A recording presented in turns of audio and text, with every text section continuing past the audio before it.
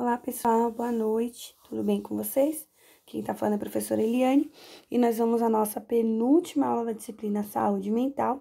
No entanto, como nós teremos recesso, essa é a última aula antes do recesso. E hoje, dando continuidade ao nosso assunto, emergências psiquiátricas, nós falaremos quais são as principais emergências e a assistência de enfermagem em cada caso. As principais, gente, são com paciente deprimido grave, tentativa de suicídio, o paciente psicótico, paciente violento e o paciente ansioso.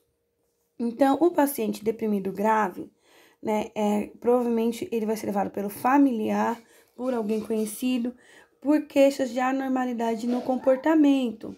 Geralmente, eles param de tomar banho, param de se alimentar, começam com ideações suicidas. Questione ideações suicidas. Você falar, você perguntar, não está estimulando a pessoa a se suicidar. Pelo contrário, talvez você está dando a deixa que a pessoa não teve ainda para se expor, para expor o que está passando, para expor o seu sofrimento. Nesses pacientes, o ideal é o máximo de privacidade possível e o tempo de avaliação adequada, tá? Para que o paciente, ele realmente se abra com você, né? Para que ele se sinta seguro em se abrir com você. E no caso de tentativas mesmo de suicídio, tente, em contato com o paciente, reconstruir a situação, os eventos desencadeadores, né? Que levaram o paciente a esse ato extremo.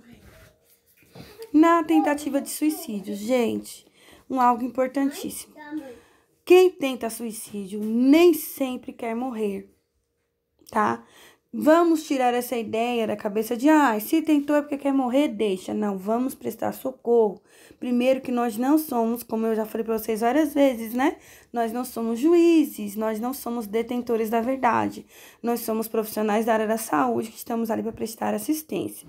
Então, a tentativa de suicídio, ela pode ser um pedido de socorro, um aviso do descontrole, desespero da pessoa, uma tentativa de se livrar do sofrimento grande que a pessoa está passando, seja ele psíquico ou não. E sem contar, lembra que nós falamos sobre as doenças psicossomáticas, né? As dores que vêm para o corpo devido ao sofrimento mental. A tentativa de suicídio também pode ser um pedido de socorro, de busca de ajuda, ou para testar se aquela pessoa é importante, porque isso é uma insegurança, né, muito grande. E claro, para escapar de uma situação que para aquela pessoa se tornou intolerável, insuportável, né? Então, ela está tentando se livrar da dor que está sentindo. Cuidado com a ideia de que quem quer se matar não avisa. Não é verdade, gente. A pessoa avisa, a pessoa pede socorro, ela dá sinais, né? E depois do fato acontecido, arrependimento não resolve. Então, fique atento, não julgue. Observe, mínimos detalhes fazem diferença.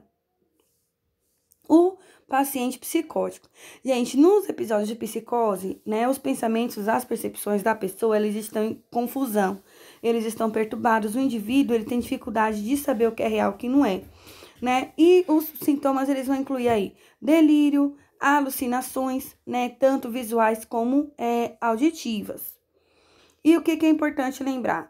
O paciente, ele pode interpretar errado até quem é você e quem é o médico.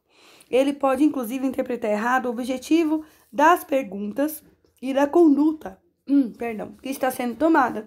Por quê? Porque ele está num mundo que não é um mundo real.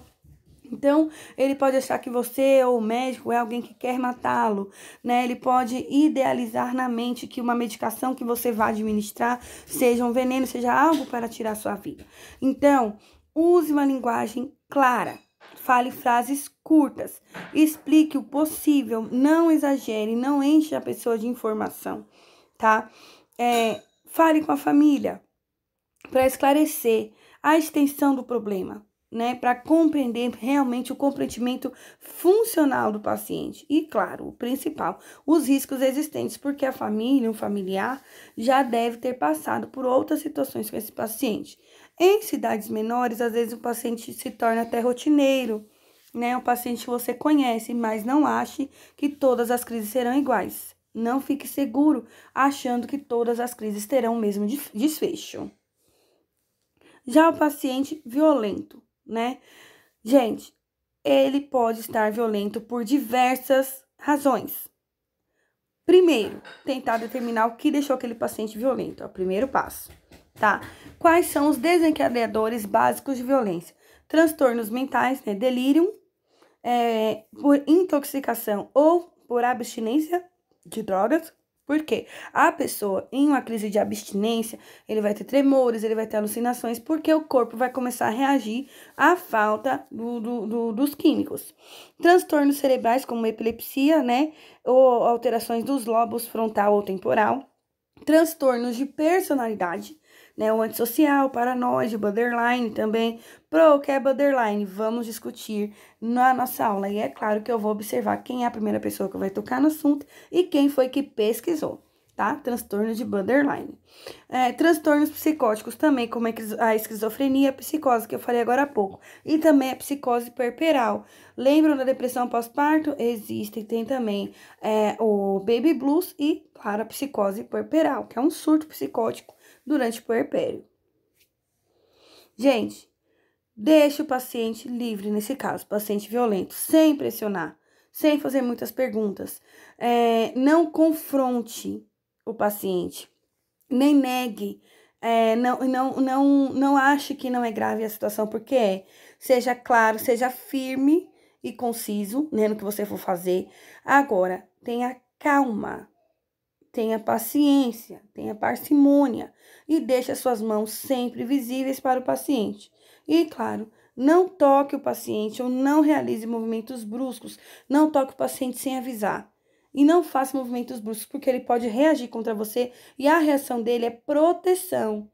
Ele não está realmente querendo te atacar, ele está tentando se proteger. Se o paciente estiver no nível de violência muito alto, usa-se a contenção mecânica, né? Que é uma forma de controle dos pacientes. E é indicada para prevenir danos físicos à equipe e também ao próprio paciente ou para outras pessoas que estejam no ambiente. Né? Tem o objetivo de diminuir a quantidade de estímulos que o paciente está recebendo, porque quanto mais agitado, mais violento estiver, mais estímulos nervosos ele vai receber, e melhora a possibilidade de você prestar assistência a esse paciente, tá? Então, a contenção, que é um meio físico, né, para evitar que o paciente tenha um ato de agressão, é feito a partir de faixas, né?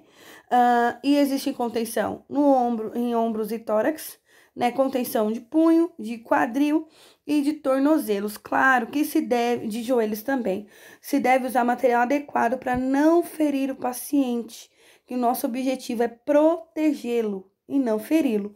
E tem também a contenção em luvas, né? Para evitar que a pessoa gente, outro detalhe importante, quando fazer a contenção, tem que revistar bolsos, tá? Pra ver se a pessoa não tem uma lâmina, algo que ele possa se ferir. E em alguns casos é preciso conter as mãos, porque a pessoa, ela se machuca, ela se belisca ou ela ataca a equipe, mesmo contido. O paciente ansioso. O paciente ansioso, geralmente, ele vai ter ataques de pânico. Gente, é muito comum nas emergências, porque ele chega com sintomas cardiopatas, né? Alguns acham que estão infartando e chegam com angústia de morte mesmo, né? Palpitação, dispneia, sudorese, náusea, sensação de morte iminente, perdas de controle. E são pacientes que eles demandam muita atenção, porque até você identificar que é uma crise de ansiedade, dá trabalho. E você pode olhar para um paciente e achar que é uma crise de ansiedade e realmente ser um infarto. Então, deve-se ter muita atenção. Continuamos na nossa próxima aula, na qual nós falaremos sobre os indicativos de internação. E a nossa próxima aula fica para depois do recesso. Certinho, pessoal? Boa aula para vocês e dúvidas, chama lá no chat.